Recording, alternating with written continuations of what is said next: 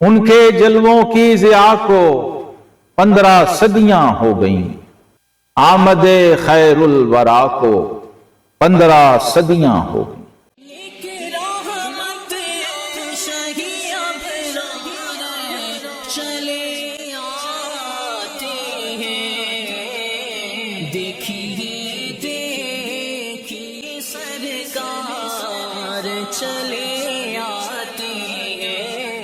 بسم اللہ الرحمن الرحیم، اللہم صل وسلم علی الذات المقدسۃ الحاشمیہ صلاۃ تتوالى دائما علی ممر اللیالی والایام واحسن لنا بجاہہ الختام یا رحمن یا ذا الجلال والاکرام۔ ناظرین مکرم، 1500 سالہ جشن ولادت نبوی صلی اللہ تعالیٰ علیہ وسلم کے سلسلہ میں آج ہم اپنی دوسری نشست کا باقاعدہ آغاز کر رہے ہیں، جس میں ہم 5 ایپیسوڈ آپ کی خدمت میں پیش کریں گے، اور اس میں جو کتاب ہمارا موضوع سخن ہوگی اور جس پہ ہم گفتگو اور کلام کریں گے، یہ دنیائے علم و فضل، دنیائے روحانیت اور عالم اسرار و معارف کی عظیم ترین ہستی سید المکاشفین الشیخ الاکبر حضرت شیخ سیدنا محی الدین محمد بن علی الطائی الحاتمی الاندلسی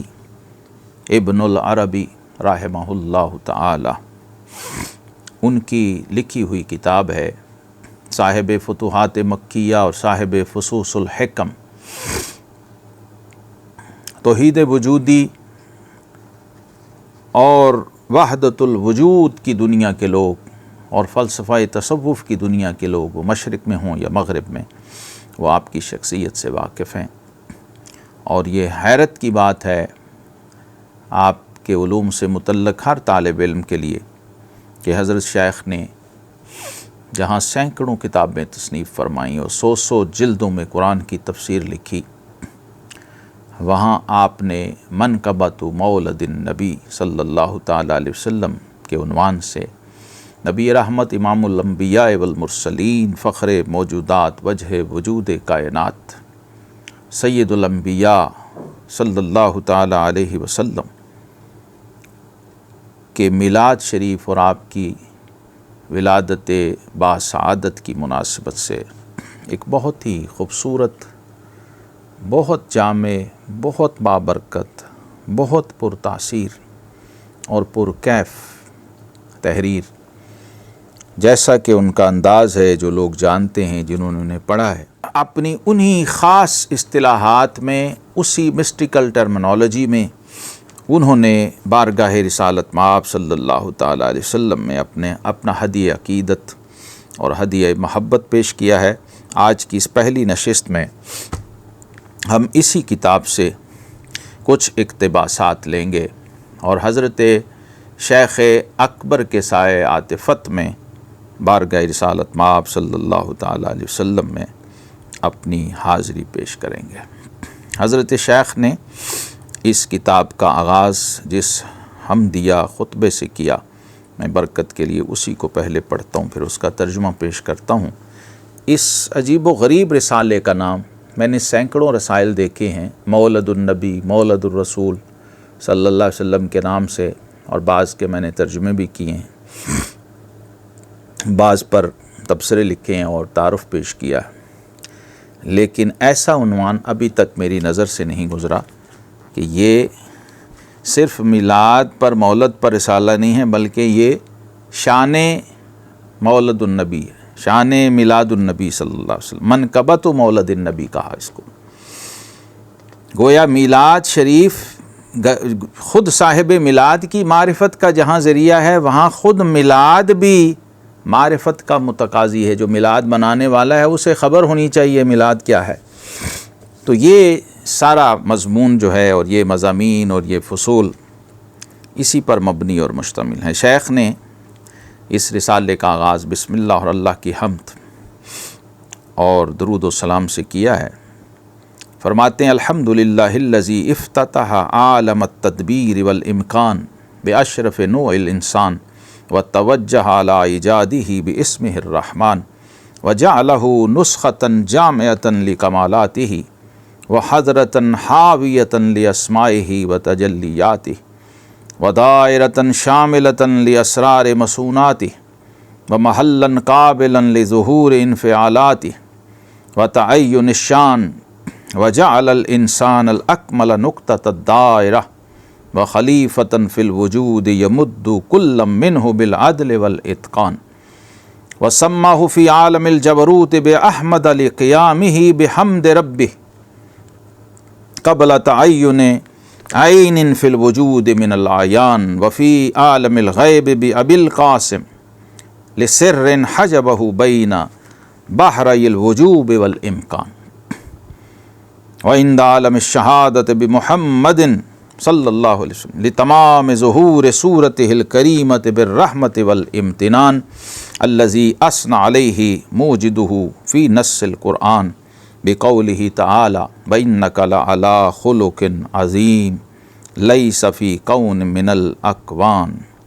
اور نعت کے اشعار بھی شیخ اس میں لاتے ہیں۔ آپ چونکہ خود صاحب دیوان شاعر ہیں اور اسرار و معارف سے معمور آپ کا دیوان مطبوعہ موجود ہے، لیکن یہ ہمارے لیے بہت بڑی سعادت، بہت بڑے شرف کی بات ہے کہ ہمیں شیخ اکبر کا نعتیہ کلام بھی اس صحیفہ شریفہ کی برکت سے میسر آ رہا ہے، اور ہم اس سے بھی مستفید و مستفیض ہوں گے۔ نعت کے دو شعر آپ نے پیش کیے۔ یا عظیم الثناء بخلق عظیم من عظیم الثناء عطاک الثناء طبت حیا و میتا یا مفدن فلذا منک طابت الارجاء۔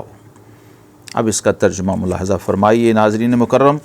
تمام تر خوبیاں اس ذات کے لیے ہیں جس نے عالم ہست و بود کا آغاز نوع انسانی کی سب سے اعلیٰ ہستی سے فرمایا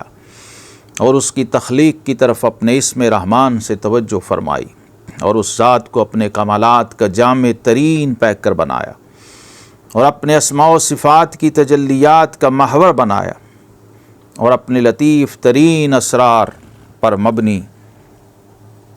اپنے لطیف ترین اسرار یعنی ان رازوں کا جو قدرت کے راز ہیں اس کا مرکزی زاویہ اور نقطہ قرار دیا،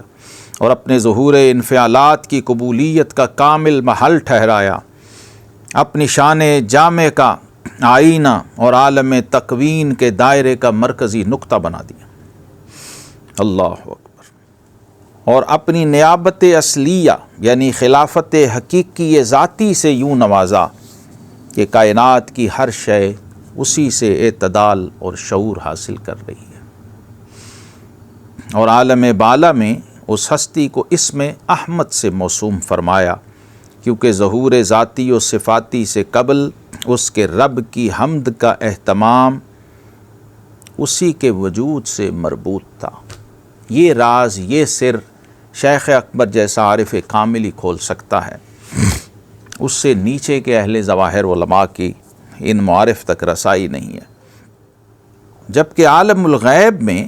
جو عالم مخفی ہے اس میں وجود و امکان کے دو سمندروں کے مابین مخفی راز ہونے کے سبب ابو القاسم کی کنیت سے نوازا۔ اللہ اکبر۔ اور ظاہری دنیا میں اس ذات پاک کو اس کی شان کریمی کے جلووں کے رحمت و احسان سے لبریز ہونے کے باعث اسم محمد کا عنوان عطا فرمایا۔ یہ تین پہلو، تین اینگل نبی رحمت صلی اللہ علیہ وسلم کے دو اسماء اور ایک کنیت سے متعلق شاید ہی ذخیرہ علم میں کہیں اور ملیں، جیسا کہ شیخ اکبر نے ان کو کھولا اور ان کا پس منظر بیان کیا۔ وہ ذات پاک محمد جس کی مدح و ثنا اس کے خالق نے قرآن کی آیات میں اس طرح فرمائی ہے کہ اِنَّكَ لَعَلَىٰ خُلُقٍ عَظِيمٍ۔ سورہ قلم کی آیت 4 جو شعراء کا آیہ کریمہ ہے، نبی رحمت صلی اللہ علیہ وسلم کے اخلاق عالیہ کی عظمت کے حوالے سے اس کو لائے کہ اے حبیب، ہم نے آپ کو اعلیٰ ترین اخلاق کے عظیم منصب پہ فائز فرمایا، اور اس کے تحت پھر نعت کے 2 اشعار لائے کہ یا عظیم الثنا بخلق عظیم، اے خلق عظیم کی بلند خوبی والے، یا عظیم الثنا بخلق عظیم من عظیم الثنا عطاک الثناء۔ اللہ اکبر، اے خلق عظیم کی بلند ترین خوبی والے کہ تیرے لیے عظیم ترین ثنا بطور مدحت کے وارد ہوئی، یعنی بارگاہ الہی سے جس کی سب ثنا کرتے ہیں، جس کی کائنات تعریف اور ثنا کرتی ہے، یسبح لہ ما فی السماوات والارض کی شان والی ذات، اے حبیب وہ تیری ثنا کر رہا۔ طبت حیا و میتا یا مفدا فلذا منک طابت الارجاء، اور تو حالت حیات و وفات میں ایثار کے ساتھ مسرور رہا، تو اسی لیے تیرے وسیلے سے امیدیں برآتی ہیں۔ اللہ اکبر۔ اور حضرت شیخ اکبر رحمہ اللہ یہاں ہر فصل کے ساتھ یہ درود شریف پلاتے ہیں، اللہم صلی وسلم علی الذات المقدسۃ الحاشمیہ صلاۃ تتوالى دائما علی مبر اللیالی والایام واحسن لنا بجاہہ الختام یا رحمان یا ذا الجلال والاکرام۔ کیونکہ درود شریف جو ہے ہدیہ صلاۃ والسلام، یہ میلاد شریف کا لازمی خاصہ ہے، اس لیے اس کو بھی ساتھ ورد زبان رکھنا چاہیے۔ اور پھر یہ معروف حدیث لائے ہیں کہ سید عائشہ صدیقہ رضی اللہ تعالیٰ عنہ، صحیح مسلم شریف و مسند احمد کی روایت ہے، وہ فرماتی ہیں کان خلقہ القرآن، کہ میرے آقا کریم علیہ الصلوۃ والسلام تو قرآن مجسم تھے، یعنی قرآنی اخلاق سے مزین تھے، تو اس کی تعریف کیسے نہ ہو جس کی صفات درگزر اور احسان ہوں، اور اس سے عشق کیوں نہ ہو جو اہل ایمان کی حیات کا سامان ہو اور روح ایمان ہو۔ یہاں فاضل بریلوی رحمۃ اللہ علیہ یاد آتے ہیں، وہ جو نہ تھے تو کچھ نہ تھا، وہ جو نہ ہوں تو کچھ نہ ہو، جان ہے وہ جہان کی، جان ہے تو جہان ہے، اور کائنات